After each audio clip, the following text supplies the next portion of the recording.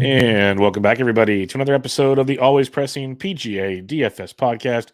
Going to preview the 2023 ZoZo Championship outside of Tokyo, Japan this week. So first thing there, early lock time. If you're doing that, that'll be a Wednesday evening lock time. So get your lineups in for that. We'll get into all that good stuff before then. You can find me on Twitter at BDintric, the podcast at Always Press DFS, and my co-host, as always, on Twitter at DFS Golf Gods. Jesse, how we doing, man? I'm good. How are you? Doing well. Fun. Happy belated birthday. I appreciate it. Turned 40. I feel old as shit. So, wow. Yeah. Especially for people at podcasts these days, I am old as shit. So I stand out in the crowd with all these yipper snappers. I'll stop all the old jokes now. But yeah, no, it was good. It was good to kind of just I guess the bright side, I was venting right before we started about having some very good 5 to 6s this past week. Bright side is I didn't have to watch any golf because I had nothing in contention, so I had to enjoy my weekend. That was a plus. Right. Tom Hoagie, my friend, double bogey after he was basically on the cut line. That was rough, real rough. So, yeah. Any thoughts from the ZoZo or from the Shriners as Tom Kim repeats? Yeah, I don't. I mean, I feel like that was just the obvious play, wasn't it? I mean, he was playing pretty well coming into it, and defending champion. So really salty I missed out on that. I ended up going with Oberg instead, Obear, whatever. And he didn't do bad, but he had a huge Sunday. Sunday. He played really well Sunday, shot 62 Sunday, but didn't really pay off his price tag there. And then, I had one lineup and went 4-6. So, Tom Kim, winner. Eric Cole, another good showing. JT Poston, who as soon as I saw it Friday morning, or Thursday morning. Thursday was, I guess it was really Thursday afternoon, but it was Thursday morning over in Vegas. Thursday morning for you, I was like, God bless. We completely reverse mushed that, me and you, because we said it. Like, his price is too high. Why would you ever play him? Why is he priced here? And then you were like, well, that means he's pretty much going to crush, and he did. JT Poston. He had a great week from the get go. It wasn't even like in question. Yeah. Like you said, it just made us look complete morons right out the gate. It was just like, this is why. on Thursday. Just here you go. We didn't even text him, but we had the same thoughts. That's good. Yeah, I was like, I saw that leaderboard. I'm like, okay, good for you. I'll give Luke List credit. He got it done, and it was the old thing where no one plays someone after win because he was super low owned, and he played pretty dang well. But it was an overall fun week. I was proud of Kelly Craft at $6,400 with another T25. So that's we're going to keep that train. Well, we'll keep it rolling in a few weeks because this week will be a little different. But let's move on to this week because the Shriners was what it was. And now we move. Oh, I'll say this much: Lexi Thompson nearly made the cut. That was actually kind of fun to watch. Yeah, that was that. She had a great showing, man. I mean, that's pretty good to shoot even par on that length of a golf course for 2 under on Friday, 2 over on Thursday. Drove one of the short par 4s, which not even all the pros were doing. Like, she did it, so it was pretty cool. I'm with you, but we'll see where that. Like, even I think it was Michael Kim that always tweeting stuff out there. He said he played a practice round with her. He said it was ridiculous just watching her play and the amount of fans that were following her. Like, the Shriners made their money. It was just pretty simple. So. Yeah, they're all good in that regard, but we'll see where that goes in the future type situation. All right, let's talk about the ZoZo Championship 2023 edition. What do you got from the past event history? Yeah, so last year it was at the same golf course in Japan. Keegan Bradley was the winner, 1,500 one shot over Ricky Fowler and Andrew Putnam. 2021 was Hideki Matsuyama, 1,500 5 shots over Brendan Steele and Cameron Tringale, who both, I believe, were competing and got beat by Brooks Koepka in the Shotgun Invitational over in Abu Dhabi, Saudi Arabia. I don't know, wherever it's at. 2020 was Patrick Cantlay, 2,300 one shot over John Rahm and Justin Thomas. But that was COVID year, and they, instead of sending everybody to Japan, they kept it in the United States at Sherwood Country Club. So, or Sherwood Golf Course, wherever, should be a country club. And then 2019, Tiger Woods, 1,900 3 shots over Hideki Matsuyama. Did you see Tiger? I'm sure you did. I mean, it's impossible to miss him on You social couldn't have media. missed it. Did you know he was wearing basketball shorts and a hoodie? Call of Duty, actually, if you're curious. Call of Duty hoodie. That's very Tiger-ish, isn't it? I will say he is the only human being that can walk around Pebble Beach and play golf. Just walk around, let alone play golf like that. You can't even walk around like that. Like, you can to an extent, but not what he was doing. Let's put it that way. Because I've gone as a patron, I'd say and you can't be on the range no, dressed like that, they'll like he let you have was. your shirt untucked, but like if you go into any restaurant or facility there, you have to take your hat off and like look like a human, like you're not going to the gym, basically. Yeah. I mean, that's what it looks And he's like. out there playing golf. I mean, who's going to tell him? Who's going to say no to him? Oh, that's what I'm saying. Like, well, he designed the hay. The hay is his course. Like Right. he the little par 3 out there that opened a few years ago, so he could walk around and do whatever he wants there. Right. But then again, he's also Tiger freaking Woods. So I bet you could do that at Augusta, even I wouldn't be surprised. And that's one of the most prestigious things in the world. I think there's a point where he wouldn't do it because it's Augusta. I don't think he would do it. Yes, but I think he could. Is my point. I know what you're saying. Yeah. Like, if anybody could, it would be Tiger. Yes, exactly. So yeah, that was when I saw that. Everyone's like all excited about the swing. I'm just laughing because I'm like, I've been to that place so many times, and there's like, I feel wrong if I untuck my polo shirt to watch golf at Pebble Beach. Like, I don't wear sandals to watch. Like, it's shoes. It's like I look like I'm almost ready to golf. Unfortunately, I know what you mean. It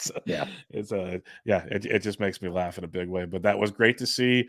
But I was not getting overly excited like everybody else. I'm like, dude, the leg looks like it's half the size of the other leg. Yeah, it's like bad. 4 rounds of walking. He could swing all. Yeah, but if he was in a golf cart, okay, rock and roll. Yeah. But he's not, at least not to the senior tour. But I think he's too stubborn with his ego to even ride in a cart. So, I agree. Like, it's as much as we want to love it, I'm a realist, and I just don't see it anytime soon. That's unfortunately the way it is. Mm-hmm. Now, this arena thing could be cool because like that sim thing they got going on that starts in January or something. That's just in a building, so he can pretty much rip it and rip it with the boys. So and talk all the trash, which he's great at. So that could be fun. And the Hero Challenge came out today, and there's one left sponsors exemption that's open. Everyone's thinking it's him. I think he left it just in case type thing. Yeah. I kind of hope he doesn't, though. I don't want to see the shell of Tiger. I hate it. I know what you mean. I know what you're saying. Like, bring bricks. Let's light this thing up. Like, let's have some real fun. That'll never happen, but I'm just saying that'd be exciting. But all right, let's talk ZoZo. You mentioned the past event history with Tiger and everything. The golf course. It is a 78 player field, no cut event as we've discussed. But when you're talking golf course here, it is the Narashina Country Club outside of Tokyo, Japan. It is a par 70, a little less than 7,100 yards, so a short, even par 70 short. Water's on 4 holes, not a ton. You got Zoya grass throughout the fairways and the roughs, bent grass greens. What you're going to get is a different design, though, for a par 70. It's a par 34 on the front, par 36 on the back. This golf course, this country club, has 3 different courses, so they're mixing and matching holes from each course. It's a composite course is what they're going to call it. And you have 5, or you have 3. You have 5. That's I can't read. You have 5 par 3s, 10 par 4s, and 3 par 5s. So the 5 par 3s is a biggie. That's what makes it a little different than most par 70s. And then the other thing is, like, the par 5s, 2 of the 3 are very gettable. The 6th and the 18th, very gettable par 5s. But the par 4s, half of them are below 425 yards. The other half are over 485 yards. So you either have very long par 4s or very short par 4s, which are a wedge fest. They're going to be tree-lined fairways. They're going to be a lot of dog legs. So you can use your driver for sure, but you're going to want to be pretty darn accurate if you're attacking the dog legs. But as we've seen, low scoring here, and it's a no-cut event, so without really water in play, these guys are going for birdies. Like, they're going for broke. And I wouldn't be shocked if we see, a lot of guys in the woods, and then they're next thing you know, they're on a 4 birdie streak because they hit a couple straight bombs. Like, that's what we're going to get at this golf course.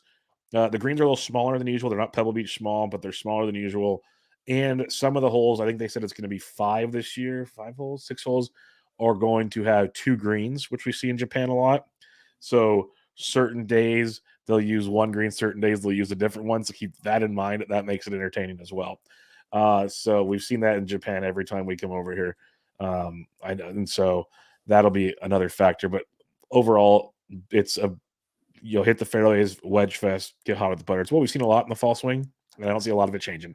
So, what are your thoughts on this one? Yeah, I think you hit the nail on the head there. There's some good course history to wait as well. So I definitely will wait that. And otherwise, it's just the problem is that with a lot of these guys is they haven't really played a strokes gained round in over a month. Obviously, the bottom half has got plenty of guys, but the top half, these guys haven't really played much. So it'll be interesting to see how some of these guys come out and play. Most definitely. With that being said, let's talk DK scoring here. And we'll start off at the 10K and above range. You got Xander at 11-1, Morikawa 10-8, Sungjae 10-2, and Ricky Fowler 10,000. Again, we have, like we said, 23 or 24 of the top 50 in the world, some of the best players. So the top end is going to be very high. What do you like up here? Yeah, I mean, I think Sungjae's the main guy that I would want to play up here. 29th and 3rd in his 2 starts at this event, coming off a 21st of the Tour Championship, 7th BMW, 6th St. Jude. I think Ricky's fine. Xander's fine. Xander usually plays well in no-cut events. He finished 2nd here last year. Or no, 9th here last year, excuse me. Ricky was 2nd here last year. But I think it's just, like, if I'm going to just narrow it down, I don't think I'll be up here, to be honest with you. But if I'm going to narrow it down, it's just going to be Sungjae. Yeah, I respect Xander because 2 things. If you can afford it, which you can, because it's a no cut, so you can easily punt and just say screw it. Xander has the great tournament history, like you mentioned, a 9th last year, 17th, 10th the last 3 years. One of those being obviously at Sherwood, but he plays great in no cut events. He's been that guy that he can have a couple rough holes or whatever, then he just really turns it on. He can get birdies in bunches. He doesn't really have too many blowups, so he's always kind of he's like a short run away from being back in contention. So Xander always plays really well in these fields. So I can't just cross him off. Morikawa rates out great in my model. I just don't trust Morikawa. But and I know he hasn't played a ton, so these models are going to be very skewed right now. But he rates out very, very second in my model. He's tops in a lot of the things I'm looking for at this course. But I'm with you. Like, if I want one guy here, it's Sungjae. Because he's actually 23rd in my model, while the other guys are 5th, 2nd, and 1st. So that'll stand out for people to just look at those numbers. But the 24th last year, or that's recent events, he's playing good golf. Plus, he's played well here. Plus, he just won in the Asian games. And the one thing I like to see is he's been staying over there, as far as I'm aware. He has not come back. He's like hanging out with family. So he's acclimated to the time area, is what I'm trying to say. Like the air, he's not traveling, and a lot of this field just played in Vegas. That's Yeah. what I'm trying to say. Right. So he's acclimated to what's going on over there. Who knows if it'll matter, but I do like Sungjae. I think he's turning, like, the way he finished this season, the way he played a little bit recently, he's playing some really good golf. So I'm a fan of Sungjae as well. And none of us like Ricky, so there you go, everybody. 9K, and he only finished 2nd here last year. So yeah. 9K range, you got Hideki at 98, Cam Davis at 95, Adam Scott at 93, Keegan Bradley 92, Minwoo Lee 91, and Sahith Theegala at 9K. Who do you like in here?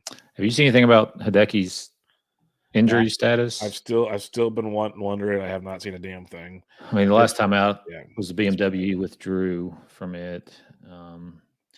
I like Hideki at 9,800. Obviously, he's a winner here. Finished 2nd the year before he won. Did finish 40th last year. He's the local hero. He's the rock star at this event. Yeah, I mean, it's Japan. Everybody loves him there. I do love Cam Davis. He finished 29th here last year, coming off a really good showing last week. Finished 3rd at the Fortnite. I think he finished inside the top 10 last week for whatever reason. It's not loaded. That is 1, 2, 3. He finished 7th last week. 5 out of his last 6 events, he's been inside the top 10. Yep. Now, a lot of those are, what you really wouldn't consider strong, except for the BMW, where he didn't finish inside the top 10. And this is a steep price on him, but I like him quite a bit. And then Keegan at 92, obviously the defending champ, 4th the year before that. I just feel like Keegan's going to have a chip on his shoulder this year. Oh, yeah. Because of the Ryder Cup. So I could really see Keegan coming out as a man on a mission. I had this whole entire region, or this whole entire range, checked off, but because there's only 78 players in the field, I'm not going to talk about all of them. My 2 main are Cam Davis and Keegan. Well, we're on the same page here. Like, I agree with the Hideki sentiments. I just, on a no-cut event, if you lose a guy to withdrawal, you're so beyond screwed. It's unbelievable. And I guess hope maybe that'll bring in lower ownership. At the same time, I can already see a million narratives. Oh, it's the rock star in Japan. Everyone played Hideki because in years past he was chalkier than chalk for good reasons. If healthy, he's a phenomenal play. There's no doubting that at all. I just have zero clue if he's healthy. Yeah. So I know Cam Davis for now. At least I'm pretty sure after the way he's playing is healthy. Love Cam Davis. He's fourth in my model. I've been playing him like crazy, these short courses. And this is what's weird though. Short courses because of the par threes is why it's a short course for the most part. But he can attack the par fives. The shorter par fours will really dominate. The longer par fours is where it'll get interesting. But even of late, he's second in the field from par fours, 450 to 500. So he's playing those very, very well. So I like Cam Davis quite a bit. Keegan Bradley, I'm with you. I've always loved Keegan Bradley. I love him even more with the chip on the shoulder mentality and the past history at this course. Great on the longer par threes. So like Keegan, Sahith is always just like a no cut kind of guy. If you can fit him in, I have zero problem with him because he can score in bunches. Great par five scorer, great long par four scorer. So I like Sahith a lot. The one I need to do more research on, Minwoo Lee up here at 91, because these other guys like make a lot of sense. And Minwoo, we've seen do really good. We've seen him do really like mediocre. I know he's been playing a ton on the Euro Tour. He's interesting to me if you like want to play an ownership angle. I think I just don't know if I need to go there, but he's a guy that does.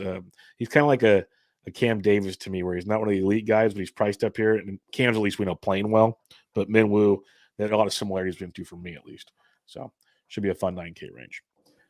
8K, you got Eric Cole coming out the big week in Vegas. Thomas Dietrich, Nikolai Hogard, Emiliano Grillo, Hosser, another great week. He's playing good in the fall.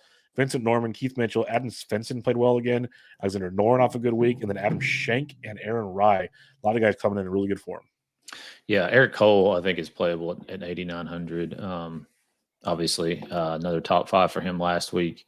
Never played here, but I think he's fine. Dietrich, he's played really well recently. 2 straight top 40s for him on the European Tour. I think he's fine. Norman missed the cut last week and just absolutely bent me over, but I think it's okay to go back to him this week because I do think that a bounce back could happen. Svensson, 8,200. He's played here one time, finished 59th, but his fall swing has been, well, since August, he's got 3 out of 4, top 20s. So that's pretty solid. And then last but not least, Aaron Rye. I think he's fine. I'm not a huge fan of this range. I like probably what I end up doing is taking a couple 9K guys and then dipping down to the 7s. But unless you can talk me into somebody, which you're pretty good at talking me into people. So I talk too much. Eric Cole is Eric. You're persuasive. Yeah, I've worked in sales my whole life. Eric Cole, I agree. Like it's one of those again. It's a no cut event. This guy we know can have his rough days, but when he's number one in the field in DK scoring, let's put it that way, like that over the last 24 rounds. And he's also first in the field in par threes, 175 to 200, which is a vital part to this course. So yeah, he makes a ton of sense. I agree with you there. The other guys I had checked off is Bo Hostler. He's just playing really hot. He's given himself tons of chances, 9th in opportunities gained over the last 24. Like he's 11th in par fours, 11th in par fives, 12th in DK scoring. He's not great, but we've seen him go super low. He was I think he was the first round leader or close to it on Thursday, and he had a great finish for back-to-back weeks. So he's intriguing. Svensson, I'm with you. I like Rye for the same reasons you mentioned. The other guy I mentioned is Adam Schenk, just because. Again, he can be boring and not do much. He could also get hot as hell, and those are some things I like to take a chance on. I'm not in love with him like the guys towards the higher end of the 8K range. I like a lot more than the bottom end of the 8K range, but those are the dudes I've been looking at in this one for the week. 75 to 79, you got Justin Suh, Spawn, Higo, Hoagie, Wallace, Griffin, Hubbard, Callum Tarrant, Taylor Moore, Michael Kim, and Nick Hardy. Who you liking here? Yeah, I think Justin Suh and Tom Hogg or Hoagie are okay. Suh made the cut, like you said last week, and then Hoagie missed it, correct? So bad. Yes, he definitely did because he cost me everything. Yeah, Suh didn't have a great week. He ended up finishing T56, but I think they're okay. Ben Griffin, another guy, missed the cut last week. Mark Hubbard, another guy, missed the cut last week, but they were playing well going into that. So I like them as a bounce back. I really like Callum Tarrant. He was actually kind of running pretty hot for a little while on Saturday, shot 62, and then shot 70 on Sunday to kind of lose some spots. But yeah, I like Callum Tarrant quite a bit, especially in this price range. He's probably my favorite play. And then last but not least, Taylor Moore finished 12th here last year. I mean, he, 12th at 7,500. If we could do that again, would be tremendous. So, yeah, I only have a couple guys here. It's Kellum Tarrant, who I'm a big fan of. You mentioned the recent form. He's third in my model. Played well here last year. Great in the par fours we're looking at. Great in driving distance, opportunities gained. Like, if he's just not completely out of control, he could have a ton of birdie chances on this golf course. So I like that. And then Hoagie and Hubbard, the miscuts, but coming in, in decent form, birdie machines when they get going. I don't care if they have their bogeys on this kind of golf course. Just give me DK points. So Hoagie and Hubbard I like quite a bit to hopefully get lower ownership because of the miscuts. Like Hoagie's back-to-back weeks have not been ideal. Hubbard obviously 2 weeks ago almost took the whole thing down. But I like both those guys. Hopefully a low ownership off of their recent performances, and then Tarrant as well. So I'm with you there. $7K to $7,400. I'm not a huge fan of a ton of guys here, but who do you like? Yeah, I mean, either SH Kim is one at 7,400. I think it's time to start really taking Cam Champ seriously again. 7,100. Mm-hmm. That's back-to-back weeks for him. He looked good showing. Good. He ended up having a really bad day on Saturday. Otherwise, he would have been toward the top of the leaderboard. And I saw a quote from him too, where he said that basically, kind of golf went from not being, it wasn't fun anymore. And so he's kind of gained that back, which I think is a huge thing. Obviously, when you do this for a living, if it becomes a job and not enjoyable, then you don't want to practice as much. So Cam Champ, it might be a big year for him because we know he's got the potential as far as he hits it. And then Sam Ryder at 7,000, another guy who's played here twice, back-to-back years now, or this will be his third straight year. Finished 8th here in 21. So I think Sam Ryder at 7,000 is very playable. Yeah, pretty similar guys here. I got Cam Champ. Like I'm gonna probably lock button Cam Champ just because I love the form, and if he is locked in, he's going low, low, low. So I love Cam Champ. Sam Ryder is another guy who's a birdie machine. He's first in approach in this field, 7th in opportunities gained, 9th in the par threes over the last 24 rounds. The only other guy I have here that you did not mention was Joel Dahlman. We've talked about it on recent shows because he's been affordable, but like he said, he's been actually he took some time off. He was working on things. We know he's a goofball, but he's also a very talented golfer when he's locked in, and he's starting to show it in his recent events for Mr. Dahlman here. 7th last week in Vegas, 13th at the Sanderson Farm, so back-to-back really good showings. And then if you look at this golf tournament alone, 16th here last year, 8th the year before. So Dahlman at 72 is another dude I like. So for me, it's just Dahlman, Champ, and Sam Ryder is all I really have checked off down here in the lower 7K range. Who do you like in the 6K range? Because it's punt city time. Yeah, Hayden Buckley finished 5th here last year. I think he's fine. Brandon Wu, 29th here last year, has been playing a lot and playing pretty solid this go round. Neesmith, who was absolutely chalked McChalkerton last week, and he ended up finishing 42nd. I mean, it was barely made the cut. I think it's fine to go back to him, though, especially at that price. Lipsky's another guy at 6,700. Played here last year, finished 40th, and Mackenzie Hughes at 6,700. 23rd last year, 5th the year before that at this event. If you're looking for, kind of a punt, that's as low as I'm willing to go is Mackenzie Hughes, 6,700.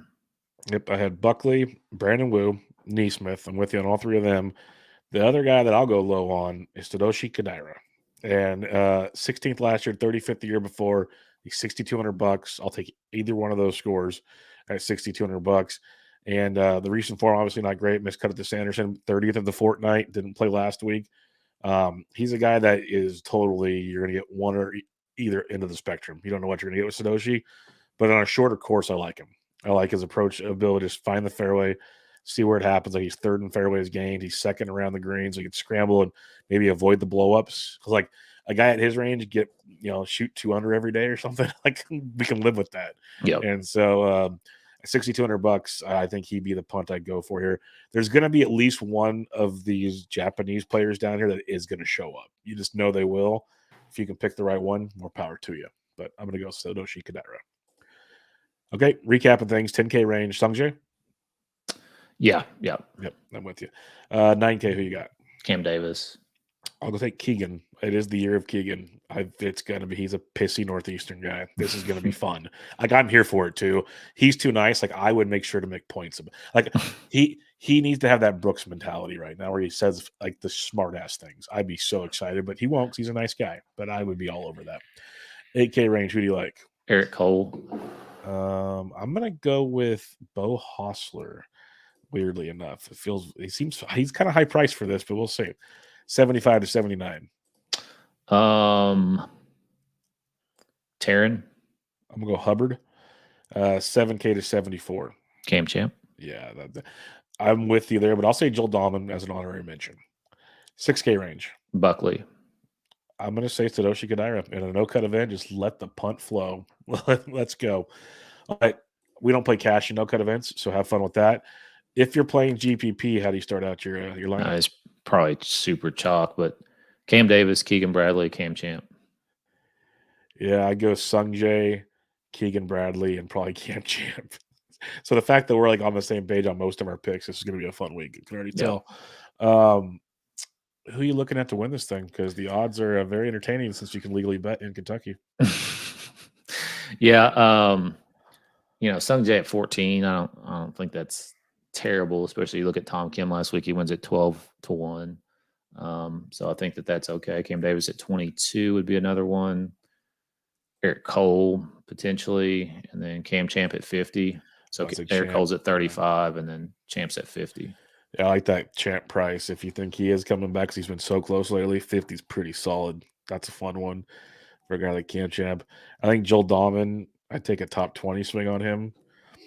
I'll do the top 20 market here. Let's see, where'd Dahlman go? He was right here. Plus 200, target 2 to 1, I guess. Another guy, Callan Taram's 20 or 2.4 to 1. I think that's one to take a look at as well. Those would be a couple longer shop top 20s when you are getting plus money in there that could be quite entertaining, because you also got to think about there's only 78 golfers, so top 20 is almost a third of the field. Like it's about a quarter of the field. Like it's 30% maybe, something like that. Yeah. So you can start really taking some swings here if you want to have some fun. With that being said, any final thoughts for our no-cut event this weekend? I don't. Have fun. I mean, it's going to be on while we're asleep for the most part. So yeah, that's the crappy part. And then next week's there's no golf for a couple weeks. WWT Championship. That must be I don't know what the heck that is. Worldwide Technologies. Okay, so we got that coming up the first week in November. We got Bermuda right after that, RSM, and then the Heroes. So only a couple events left in the fall swing here, Mr. Jesse. So we'll keep chugging along. Thanks, y'all, for listening. If you have any questions, Jesse's on Twitter at DFS Golf Gods, the podcast at Always Press DFS. I'm at BD Entrick. For now, this is your 2023 ZoZo Championship preview. Catch you all next time.